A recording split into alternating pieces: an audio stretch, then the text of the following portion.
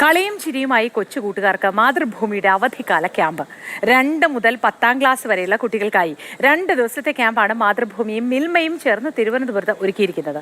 Camp doctor ദിവ്യ S Iyer ഉദ്ഘാടനം ചെയ്തു. നമ്മുടെ വേക്കപ്പ് കേരളയുടെ സമയവും ഈ കൊച്ചു കൂട്ടുകാരുടെ വിശേഷത്തോടു കൂടി ഇവിടെ അവസാനിക്കുകയാണ്. നിങ്ങൾക്ക് എല്ലാവർക്കും നല്ല ദിവസമായിരിക്കട്ടെ എന്ന് ആശംസിക്കുന്നു. ഇടവേളയ്ക്ക് ശേഷം ബ്രേക്കിംഗ് അവേഴ്സിൽ ദിവീഷ് മണിയും പ്രജീഷ് കൈപ്പള്ളിയും ചെയ്തു.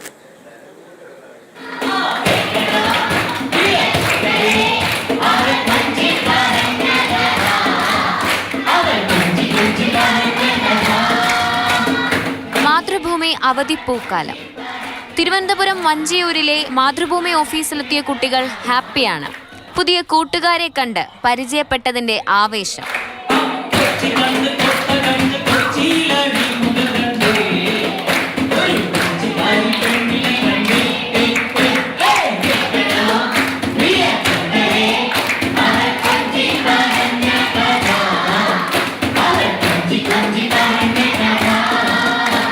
ജനനം മുതൽ മരണം വരെ ജീവിതത്തിന്റെ എല്ലാ ഘട്ടങ്ങളിലും പഠനമുണ്ടെന്ന് ഡോക്ടർ ദിവ്യ എസ് അയ്യർ. നമുക്ക് ഓരോരുത്തർക്കും ഏതൊക്കെ തരത്തിൽ നമുക്ക് നമ്മുടെ പഠനത്തെ ആയാലും ജീവിതത്തെ ആയാലും ആസ്വദിക്കാൻ പറ്റുമോ ആ തരത്തിലൊക്കെ പൂർണ്ണമായും ആസ്വദിക്കുക. കുഞ്ഞുണ്ണി മാഷ് പണ്ട് മിഠായിയെ കുറിച്ചൊരു കുഞ്ഞു കവിത എഴുതിയിട്ടുണ്ട്. 2 വരി കവിത എന്ന് പറയാൻ പറ്റില്ല എങ്കിലും അറിയാമോ? ആർക്കെങ്കിലും അറിയാം? നമുക്കൊന്ന് ഒരുമിച്ച് ചൊല്ലിയാലോ? ഹായ് ഹായ് മിഠായി തിന്നുമ്പോഴെന്തിഷ്ടായി, തിന്നു കഴിഞ്ഞപ്പോ കഷ്ടായി, അയ്യോ അപ്പ ഇതെന്ത് കൊനഷ്ടായി,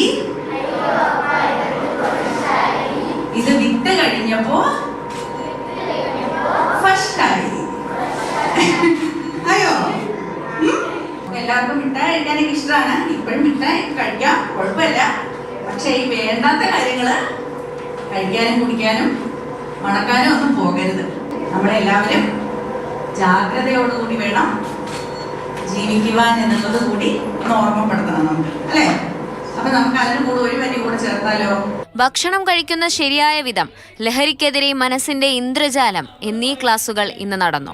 regional manager R Murali, Mathrubhumi news executive editor Rajeev Devaraj, news editor Anilkumar, assistant editor Santhosh Vallikode എന്നിവർ പരിപാടിയിൽ പങ്കെടുത്തു.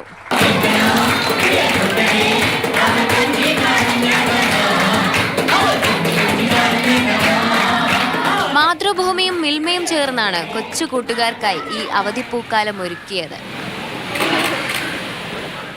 മാതൃഭൂമി ന്യൂസ്, തിരുവനന്തപുരം.